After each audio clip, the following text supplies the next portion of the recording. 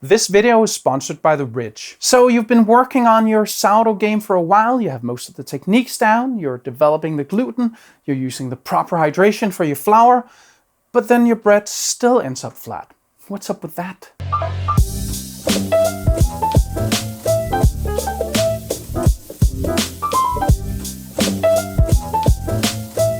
Hi, I'm Sune and I'm a food geek. Today we're going to talk about shaping.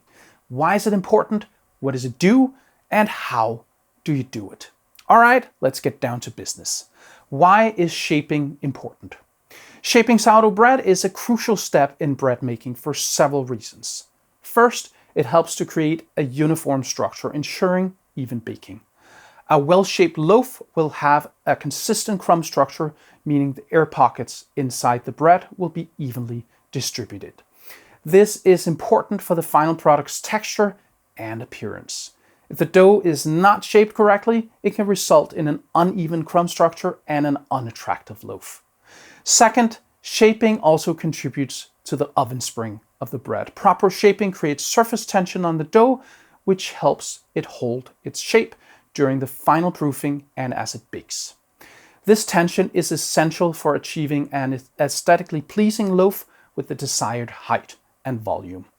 The dough may spread too much during baking without proper shaping, resulting in a flat, dense loaf. What does shaping do? On a technical level, shaping sourdough bread involves a series of actions that manipulate the dough's gluten structure and surface tension to achieve specific outcomes. Gluten, a protein found in wheat, is responsible for the dough's elasticity and strength. The gluten strands are aligned during the shaping process to create a network capable of trapping gases produced during fermentation. This is essential for the dough to rise and maintain its shape during baking.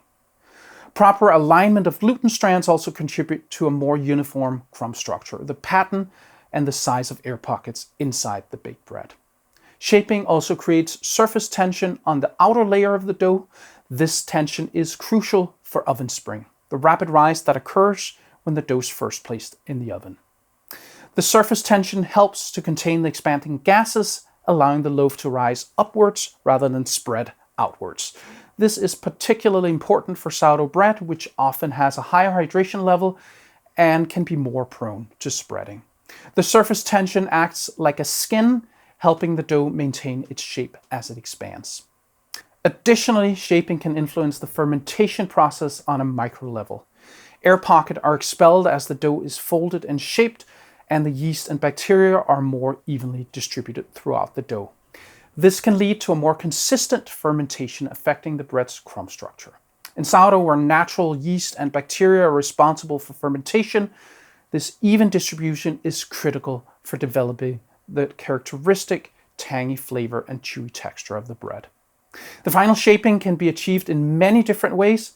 Every baker probably has their own method. Later in the video, I will show you my method, which, even though some people may call it crude, certainly gives stunning results. Did you know that The Ridge makes matching rings to match your wallets? The rings comes in various premium materials, including carbon fiber, tungsten carbide, 24 karat gold, and titanium. The Ridge offers lost and resizing protection. Whether you lose your ring or lose 20 pounds, each purchase comes with an option of 2 future exchanges for the same ring in the same or different size. Many people are wary of investing in a $200 ring because they may lose it or lose/gain weight so that it no longer fits. The Ridge Protection Program means that they've got your back for life. Save money using my link ridge.com/foodgeek and use my code foodgeek to get 10% off. That's ridge.com/foodgeek. Thank you to The Ridge for sponsoring this video. This video is an experiment. I will make 2 different loaves, one that I shaped the conventional way with a pre-shaping and a final shaping, and I will do minimal shaping to the other one to see the difference in the final loaf. I will be mixing and bulk fermenting the dough for both loaves together, and so that the gluten development and the state of fermentation are the same. The only difference will be in the shaping. I will be using my standard experiment dough for this experiment. I do so you can compare loaves across experiments. The dough composition is as follows: 80% bread flour, 20% rye flour, 80% hydration, 20% inoculation, and 2% salt. If you'd like to support the channel, please consider joining my Patreon. You can also buy some merch, or use the super thanks, or use the links for tools and ingredients in the description. Those were the words. This is the experiment. This is an experiment, not a recipe. If you'd like to know how to make sourdough bread, there's a link in the description for my master recipe. First, I mix the dough for both loaves. I do the bulk fermentation together to eliminate that as a factor.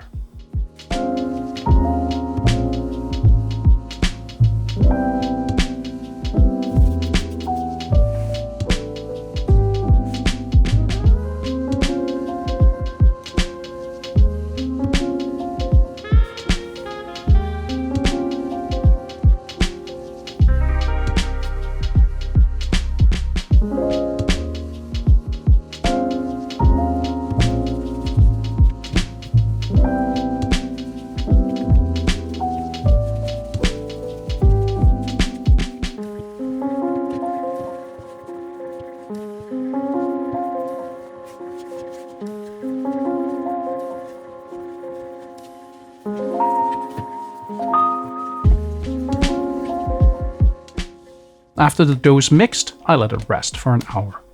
Then I perform 3 sets of stretch and fold spaced out by 30 minutes.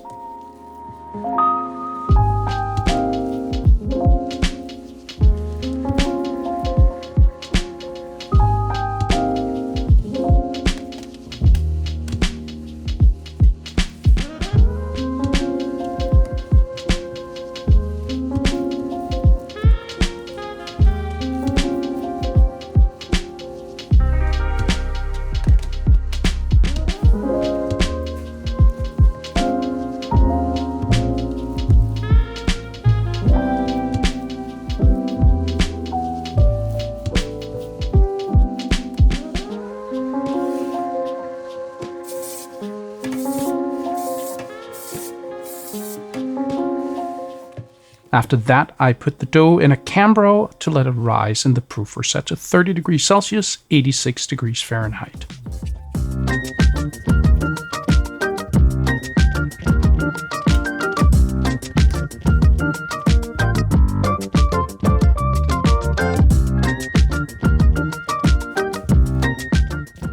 After 3 hours, the dough is ready, and I divide it into 2 equally sized pieces. For pre-shaping, for the first one, I give it a couple of turns to make it round. For the control, I pre-shape it until it feels taut.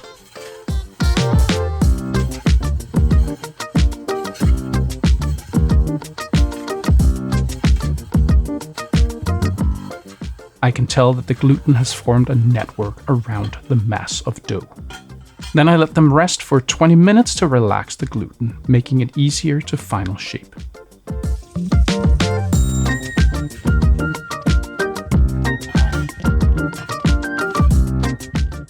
So I just made a quick rustic shaping for the first one.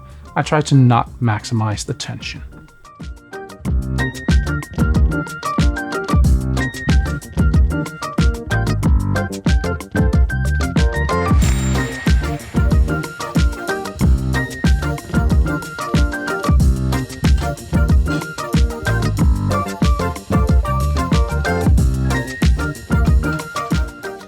For the control, I give it the whole 9 yards. Stretching,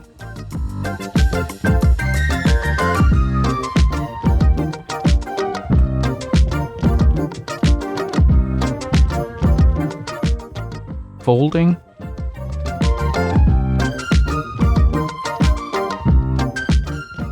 rolling,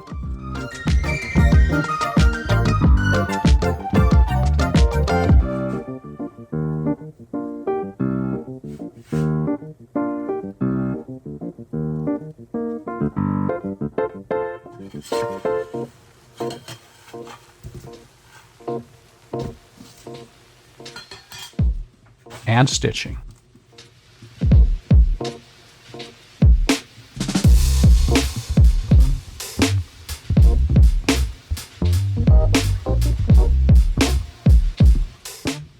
Then I put both loaves in the fridge until the following evening, about 18 hours. Then I heat my oven to 230 degrees Celsius, 450 degrees Fahrenheit with my challenger inside. First, I'll bake the control. I dust the bottom to help the loaf slide easily off the peel. I flip it onto the peel.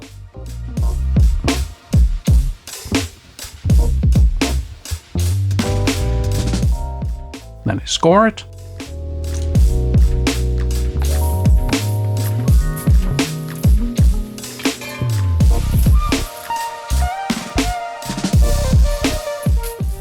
And I bake it.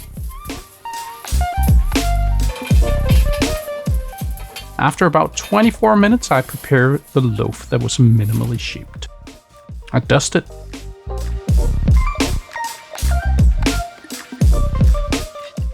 I flip it.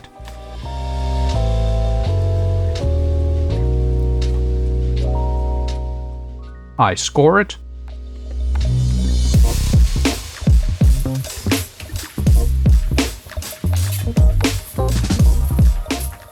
And then I move the first loaf out of the challenger.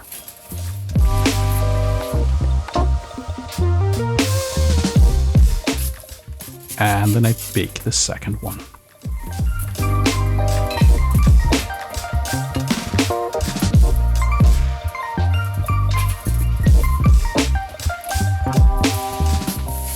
After 25 minutes, I take the control out. And I let it cool. Looking good. And I brown the other one for 25 minutes. Then I take it out. And let it cool. All right, let's have a look at the crumb of these two.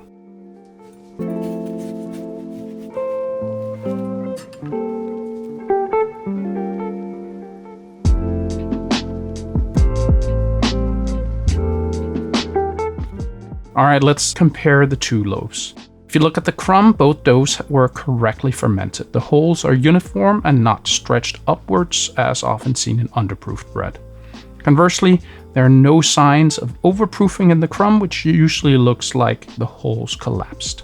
Looking at the rounded corners at the bottom of each bread, you can tell that the gluten development was good in both. If the problem had been lack of gluten development in the flatter bread, the corners would have been more shaped like a triangle. I'm unsure if it makes sense, but I will do a sniff and taste test as usual. I know the comments would say, how does it taste? And why didn't you do the sniff and taste test? So here we go. Smells great.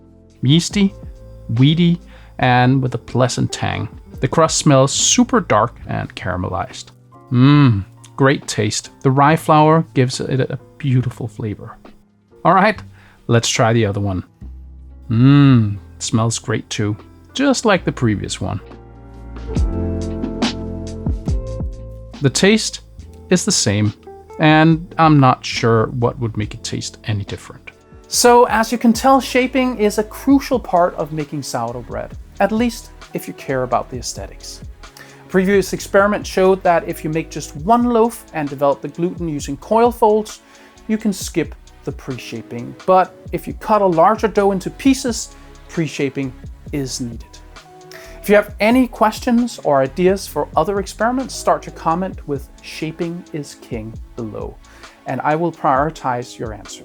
I hope you learned something today. See you next time.